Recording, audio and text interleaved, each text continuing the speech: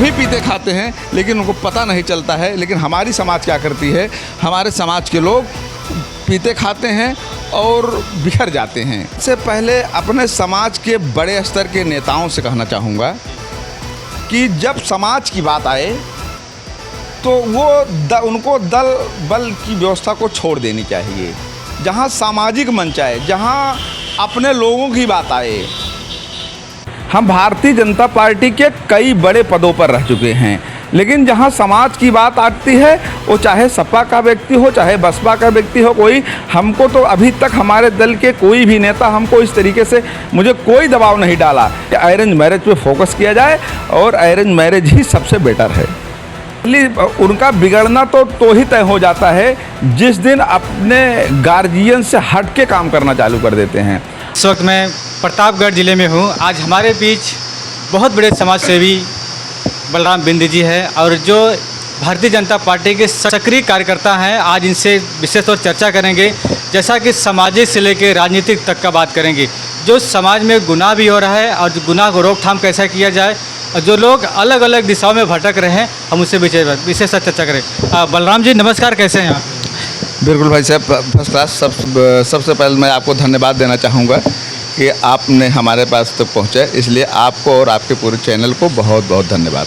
जैसे कि देखा जा रहा है, हमने आम जनता तक में जाता हूँ तो पूछते हैं डॉक्टर बलराम बिंद जी हैं, वो काफ़ी सक्रिय कार्यकर्ता हैं और प्रत्येक समाज में जाकर उन्होंने भी जिनके पास कुछ विवादें रहती हैं उसको सॉल्व करते हैं। तो वो आप जो समाज के जो लोग कभी देखिए राजनीति की थोड़ा विशेष चर्चा करें, समाज को अपने किस नज़र से आप देखना चाहते हैं?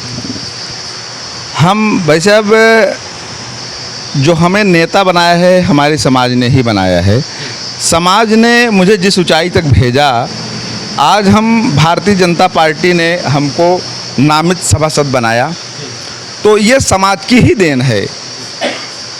ये समाज की ही देन है जो भारतीय जनता पार्टी ने हमको इस समय पे जिला प्रतिनिधि हैं। भारतीय जनता पार्टी के प्रतापगढ़ जनपद से हम जिला प्रतिनिधि भी हैं और नगर पंचायत सुवंसा से नामित सभासद भी हैं।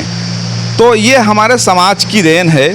समाज के प्रति हमारा बहुत प्रेम स्नेह रहता है। कहीं भी कोई विवाद रहता है तो मैं पूरा प्रयास करता हूँ, समाज के बीच में जाता हूँ, उठता हूँ, बैठता हूँ और दोनों लोगों को सही तरीके से समझा करके, बुझा करके किसी तरीके से 95% मामले को लगभग जगह पे समाप्त करवा देता हूँ। तो सर एक सवाल ये करते हैं, जैसे जिस तरह से अगर देखा जाए समाज में शादियों में दहेज प्रथा है या छुट्टी छुट्टों का मामला है, इस पे आपके क्या नज़र देखना, उस नज़र से देखना चाहते हैं? लोग को क्या बताना चाहते हैं? ये चीज़ भावनाएं है, समाज में विडम्बना फैल रही इस प्रकार में, उस पर क्या मैसेज देंगे? हमारा समाज अभी शोषित, वंचित और कमज़ोर है। पढ़ा लिखा कम है। शिक्षा के अभाव में, ये सारी कमियां शिक्षा के अभाव में हो रही है। जिस दिन हम लोग 95+ शिक्षित हो जाएंगे, ये कमियां बिल्कुल दूर हो जाएंगी।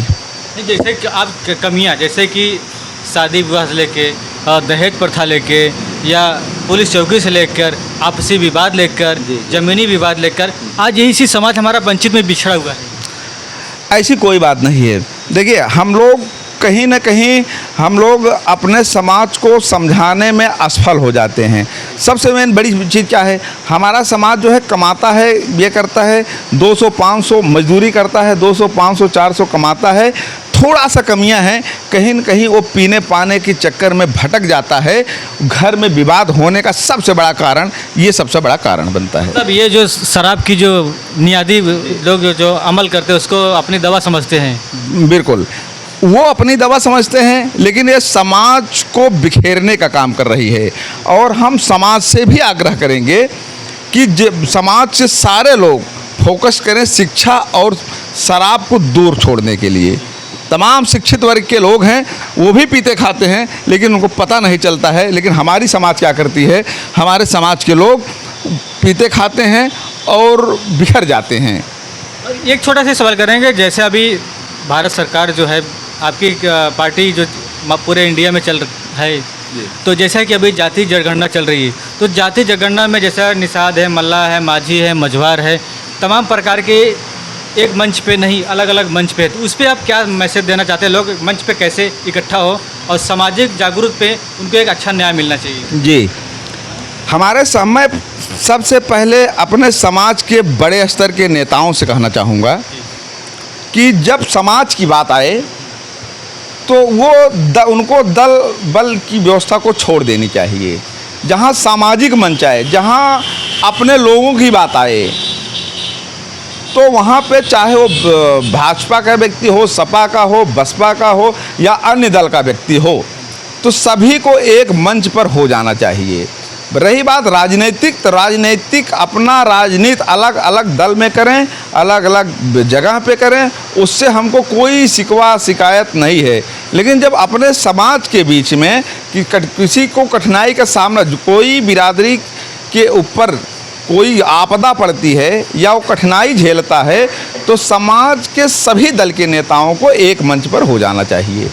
तो जैसे कि देखिए बलराम जी का जो कहना है कि जो बिंद समाज के लोग हैं, कहीं भी कोई स्थानिक कार्यक्रम है या सामूहिक चीज़ है, उस मंच पर आने की ज़रूरत तो है। और जैसे बलराम जी ये बताइए कि अभी जिस तरह से शादियों में लड़कियों को शिक्षा में या योगदान मिलता है, जैसे कि गवर्नमेंट सरकार देती है, उस पर क्या मैसेज देगी गरीबी रेखा को लेकर?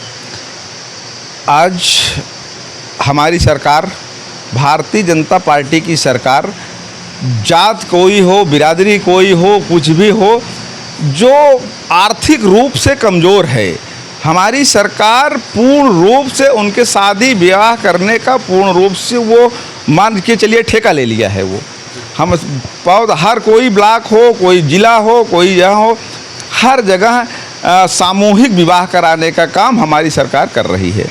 बलराम जी, मैं एक जगह गया था भदोही में, तो बिंद समाज के सारे नेता वहाँ पे इकट्ठा हुए, लेकिन मैंने जो देखा ना, तो वो उनके पास नहीं बैठना चाहते हैं, उनके पास नहीं बैठना चाहते।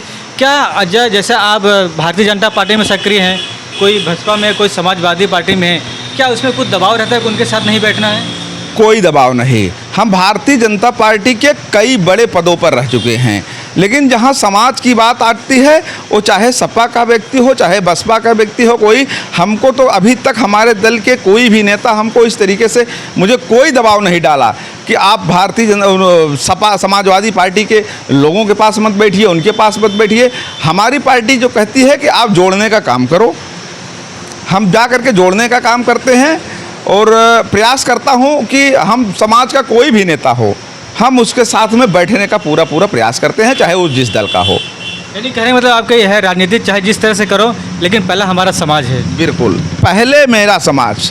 अगर जहां पर मेरे समाज की बात आएगी, पार्टी हमारी अगर हमारे समाज के प्रति अन्याय कर रही है, तो हम पार्टी छोड़ सकते हैं, लेकिन मैं अपनी समाज नहीं छोड़ सकता हूँ।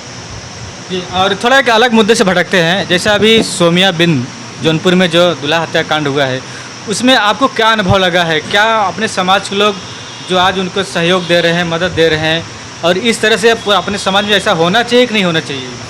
जी, ये जो आपने बहुत सही प्रश्न किया। बहन सोमिया जी के साथ में जो कुछ हुआ, बहरहाल अन्याय हुआ, लेकिन जहाँ तक मेरा मानना है, समाज के बहुत सारे लोग उनकी मदद कर रहे हैं। समाज उनकी मदद करने में पीछे नहीं है। अगर किसी के मन में ये भाव हो कि समाज उनकी मदद नहीं कर रही है, तो बिल्कुल झूठी बात है। सारा समाज उनके साथ में, और हर दल के, हमारे बहन सोमिया के मामले को लेकर के हमारे कई नेताओं से मेरी बात हुई, चाहे वो भारतीय जनता पार्टी के रहे हों, चाहे समाजवादी के रहे हों, चाहे वो अपना दल के रहे हों, लेकिन हमारी जो उनका रुझान आया वो बिरादरियों के प्रति आया। जी, और जैसे हमारे सोमिया जो है, अगर राजनीति में आना चाहती है, क्या आपके टीम या अनदर टीम में उनको राजनीति में सक्रिय कर सकते हैं? बहरहाल मैं इस मुद्दे पर मैं कुछ नहीं बोल सकता हूँ, क्योंकि अभी तक तो ये राजनीति से हट के है, क्योंकि उनके ऊपर अभी आपदा है, विपत्ति की घड़ी में हैं। अभी हम लोग उनके साथ, समाज के जितने भी लोग हैं, हम उनके साथ खड़े मिलेंगे। बाकी उनकी क्या सोच है वो ही बता पाएंगे, क्योंकि इसके विषय में हम कुछ नहीं कर सकते हैं। एक सवाल थोड़ा कठिन करेंगे, जो आज के हमारे बच्चे जो जैसा कि दूसरे भाषा में लव जिहाद कहा जाता है, जी हाँ, जो कि एक सामूहिक शादी रची जाती है, एक लव मैरिज शादी होती है, तो क्या लव मैरिज को लोग पसंद करना चाहिए या फिर अरेंज मैरिज को करना चाहिए? हम लोग उत्तर भारतीय कल्चर में जी रहे हैं, तो हम लोग तो अरेंज मैरिज को ही 90% जो हमारी व्यवस्था है, 90% नहीं, हम तो कहेंगे 99% जो व्यवस्था है, हम चाहेंगे कि अरेंज मैरिज पे फोकस किया जाए। और अरेंज मैरिज ही बेटर है, जो हमारे बुजुर्गों ने करके चला गया है। और वो जब हम लोग लव मैरिज पे जाएंगे, हमारे उत्तर भारत की सभ्यता ख़त्म कर रहे हैं समझिए। तो इसलिए हम चाहेंगे कि अरेंज मैरिज पे फोकस किया जाए, और अरेंज मैरिज ही सबसे बेटर है।